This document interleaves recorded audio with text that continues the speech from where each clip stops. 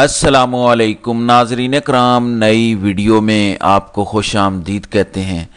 साद रिजवी पर पंजाब पुलिस की जानिब से इंतहाई खौफनाक इल्ज़ामात लगाए गए हैं। अगर तो ये इल्ज़ामात सच्चे हैं तो फिर साद रिजवी पर इंतहाई संगीन नौयत के सवालात उठते हैं। यहाँ मैं एक डिस्क्लेमर ज़रूर देना चाहता हूँ वीडियो शुरू करने से पहले कि चाहे ये इल्ज़ामात सच्चे हैं या झूठे हैं, ये इस बात की जस्टिफिकेशन नहीं है कि मुरीद के अंदर जो कुछ हुआ, जो ऑपरेशन हुआ वो ठीक था, चाहे इससे भी ज़्यादा घटिया इल्ज़ामात हों और वो 100% दुरुस्त सच्चे भी साबित हो जाएं, लेकिन फिर भी इस तरह की बर्बरियत को जस्टिफाई नहीं किया जा सकता।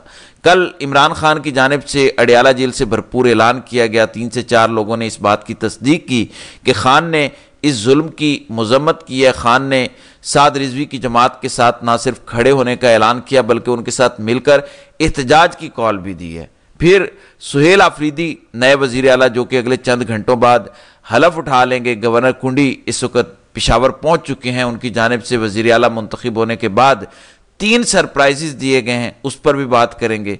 फिर मौलाना फजलुर रहमान किस तरह से अपनी सारी उनकी जो मेहनत थी या उनके इरादे थे उन पर पानी फिरा है, इस हवाले से भी हम इस वीडियो में बात करेंगे। आपसे गुजारिश है कि इस यूट्यूब चैनल को ज़रूर सब्सक्राइब करें, वीडियो को लाइक करें, शेयर करें और अपनी राय का इजहार ज़रूर करें।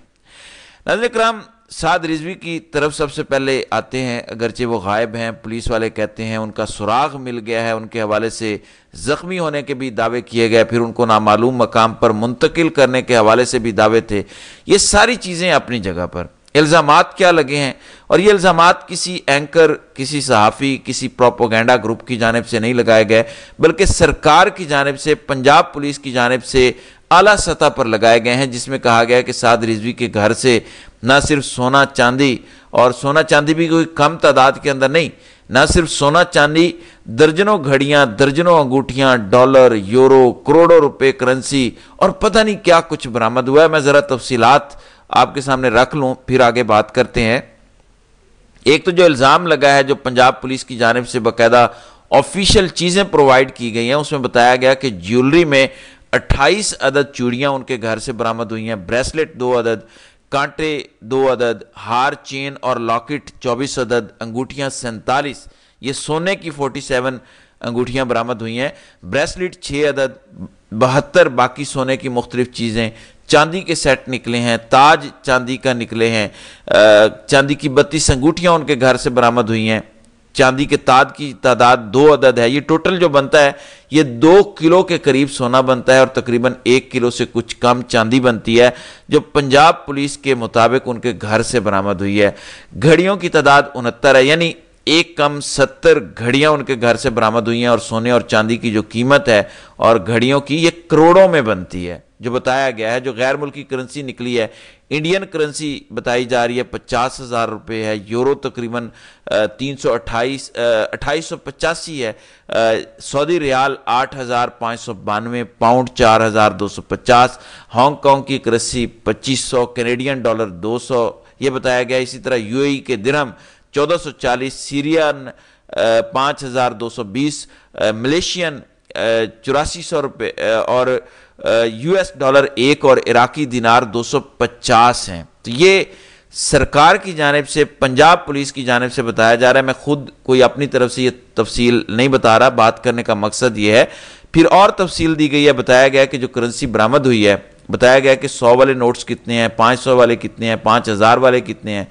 तो कहा जा रहा है कि मुख्तलिफ जो 5,000 वाले नोट हैं वो 7,70,65,000 बनते हैं। इसी तरह से बताया गया जो 1,000 वाले नोट हैं वो कोई 3,33,00,000 से ऊपर बनते हैं। शादी के हार 15 लाख रुपए उन पर लगे हुए हैं, वो बनते हैं। प्राइस बॉन्ड भी हैं, प्राइस बॉन्ड की कीमत भी अच्छी खासी बनती है। तो टोटल 11,44,76,500 के करेंसी नोट पाकिस्तानी करेंसी के वो साद रिजवी के घर से बरामद हुए हैं। और मजमूई तौर पर अगर ये सारी घड़ियाँ, सोना, चांदी, गैर मुल्की करेंसी, पाकिस्तान से बरामद हुई करेंसी निकाल लें तो ये हिसाब किताब से बाहर चीज़ें निकल जाती हैं। जैसा कि मैंने वीडियो के शुरू में डिस्क्लेमर दिया था कि अगर ये सारे इल्ज़ामात सच्चे भी हों, फिर भी जो जुल्म हुआ उसको जस्टिफाई नहीं किया जा सकता कि आप कहें कि क्योंकि घर से इतनी चीज़ें निकल आई हैं तो फिर वो जुल्म जायज़ था।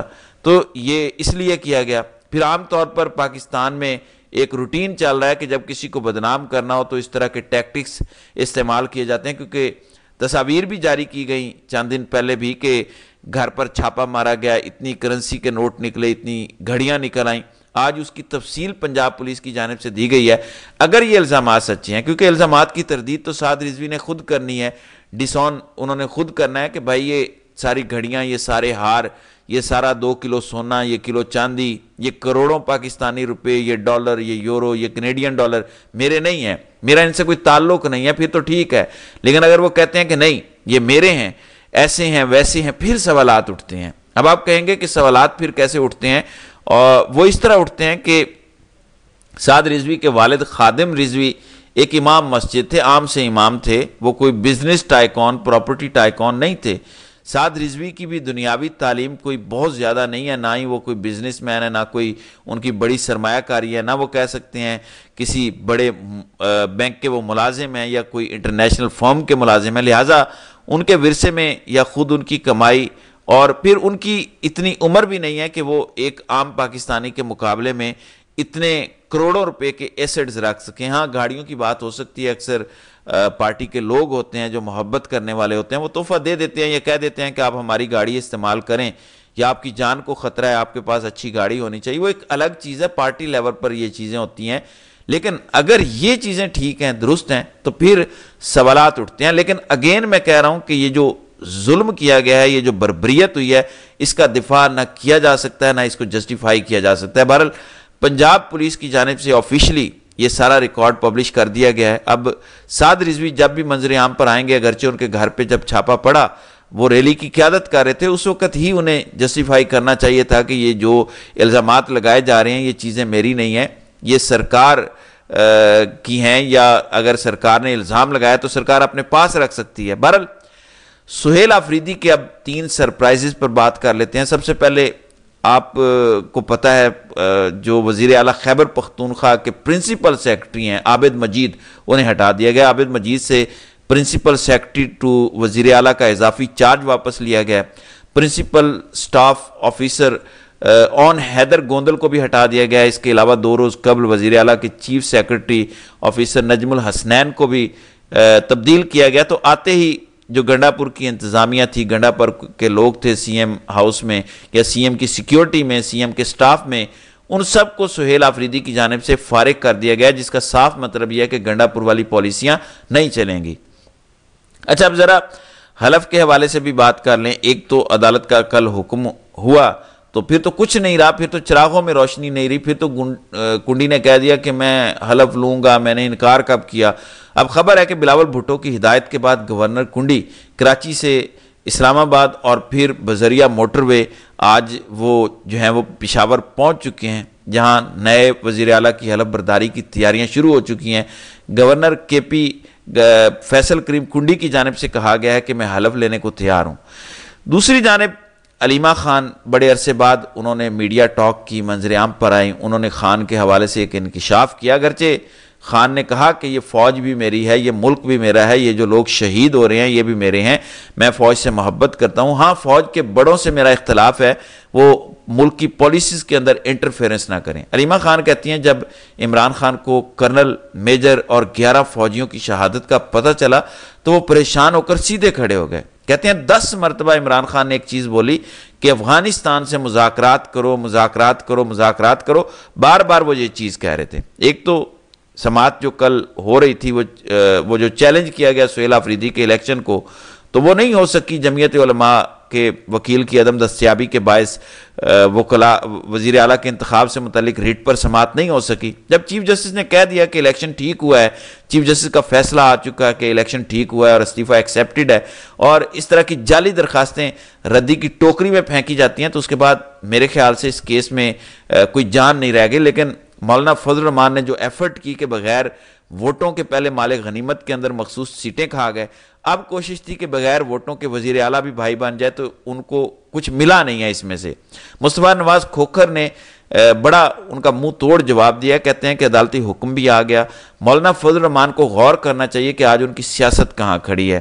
حکومتی اتحاد نے بھی ان سے جان چھڑا لی اور اپوزیشن اتحاد کی سب سے بڑی جماعت کے واضح مینڈیٹ کے خلاف بھی ایک غیر جمہوری اور غیر آئینی سازش میں شامل ہو گئے۔